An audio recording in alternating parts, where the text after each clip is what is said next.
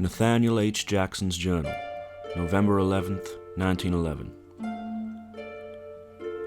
I'd never intended on venturing into that cave where no one ever dared to go near. I remember when I was a child how my friends and I would play around the property border. Back then the cave was on a plot of land that belonged to my uncle. He did not let anyone trespass, not even his own family. He hated his brother, my father, and didn't do anything with the 200 acres until he died. Naturally, all of the land was an untamed wilderness. When my uncle died, my parents had already been gone a long time. Being that I was the eldest in my bloodline, the property went to me. Whether my uncle wanted me to have it or not, I'll never know. With the inheritance from my father, I had a lovely estate built on the property, and am in the midst of cleaning up the land. Considering I don't need too much space, I am also in the process of selling parts of the land. I've had no trouble doing so. The property, as it turns out, is quite pleasant with a bit of grooming. The cave is the only exception. I cannot determine whether they are wolves or coyotes, but they do pose a threat. There is also the reason I began to investigate the cave in the first place. There is some sort of creature living in the cave. While there is probably a very logical explanation for what is in there, the legend behind it goes back several decades. During the war, a group of Confederate soldiers marched through the territory which I own today. They found the cave and decided to camp there for the night. One man, who suffered from somnambulism, walked deep into the cavern while still asleep. He walked right up to a drop-off in the cave and fell about 200 feet. When the other men woke the next morning, they did not find their friend and went looking for him in the cave. When they came to the drop-off, they heard what they believed to be the voice of Satan himself. I have heard and told this scary story many times. It has never affected me the way it does now. While the wild dogs are a problem, the legend also scares off potential buyers. I thought it in my best interest to find out what was in that cave and drive it out.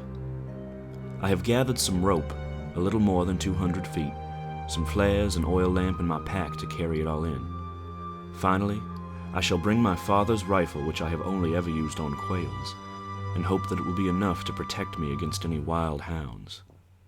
I will discover what exactly lurks in the cave first thing tomorrow morning. November 12th, 1911. It is difficult to write, for my hand is still shaking, and my heart has not stopped racing. I did, in fact, encounter a malevolent being in the cave. I cannot say what I saw, for in reality I saw nothing, but I fear I will never again be truly at peace after today's venture. I had left the house this morning at around 5 o'clock and had taken the automobile as close as I could get to where the cave was.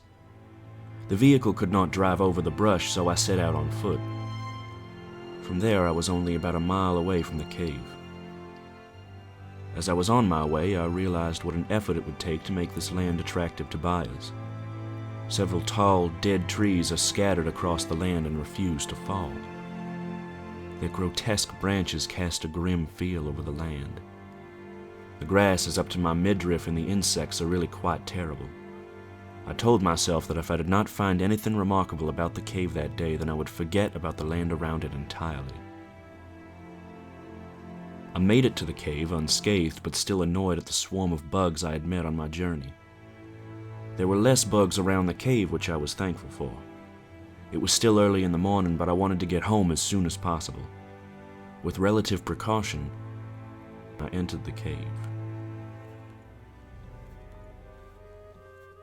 The mouth of the cave was a bit of a squeeze, but I am somewhat slim and was able to maneuver my way through. As I went deeper into the cave, the ground slowly changed from rough soil to hard stone, and the walls grew further apart. I did not need my lamp at first, for the light of the rising sun reached deep into the cave. There were no stalactites to worry about, and the roof of the cavern was about 8 feet up. I was beginning to feel a little disappointed. This legendary cave did not seem to have any significance at all. There was no light in the area ahead, so I picked up a small rock and threw it. To my surprise, I did not hear it land as soon as I thought it would. Instead, I heard it impact very far away. My heart began to thump with excitement. I lit the oil lamp with a match and walked forward. Sure enough, just like in the old story, a steep cliff lied before me. I am not afraid of heights, but I did not want to fall into the abyss where no one would ever find me.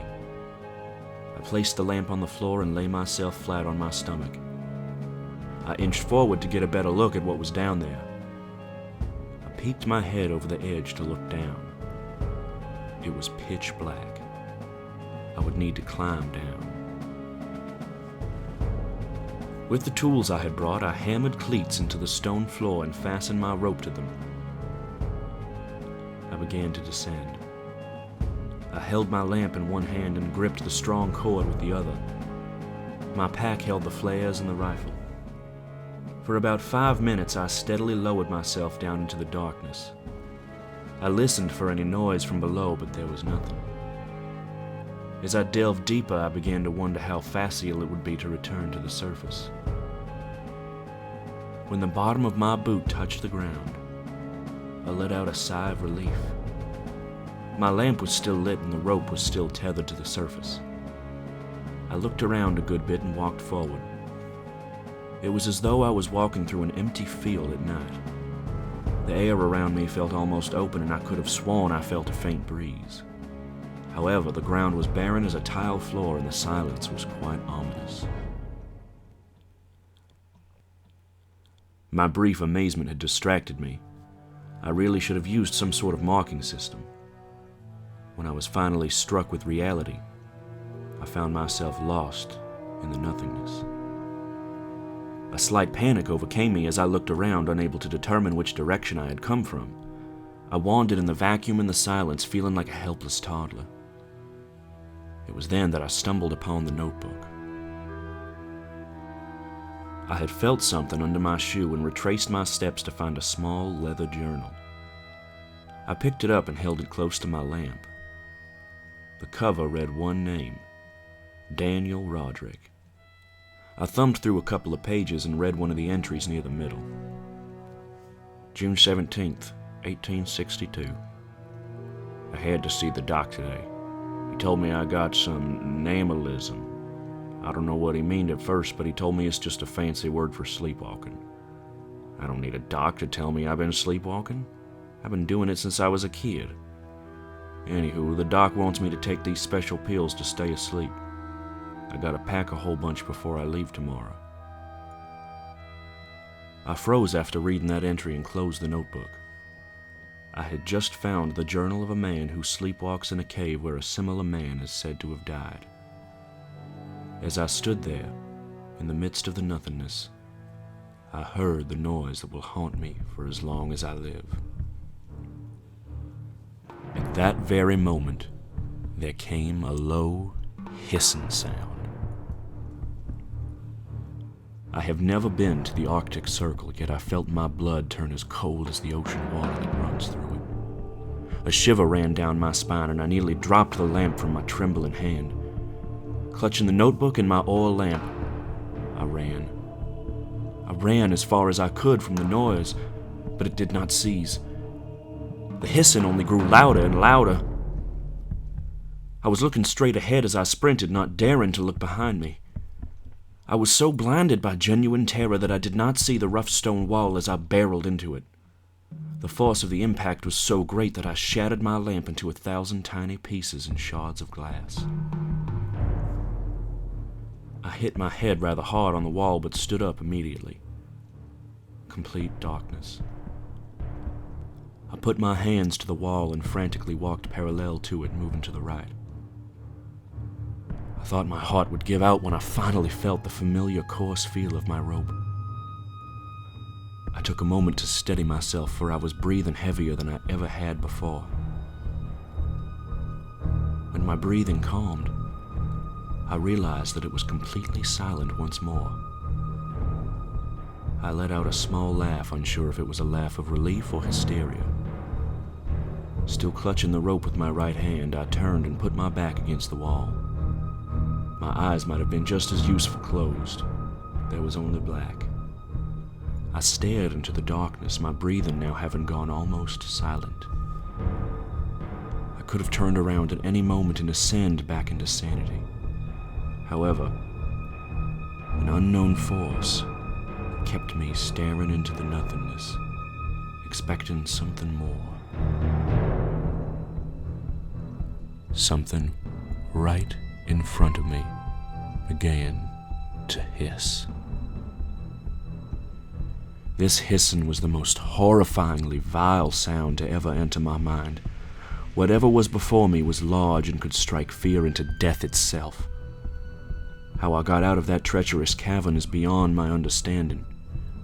My memory of escape is smeared by the sound of that demon. That monstrous entity should have finished me off right then and there in that cave with my back against the wall. However, I came home today, knowing that that beast wanted me to live in fear for trying to exploit it. In the end, letting me live was the greatest torment that the monster could have bestowed upon me. It is now my curse to live with the memory of what the devil itself sounds like.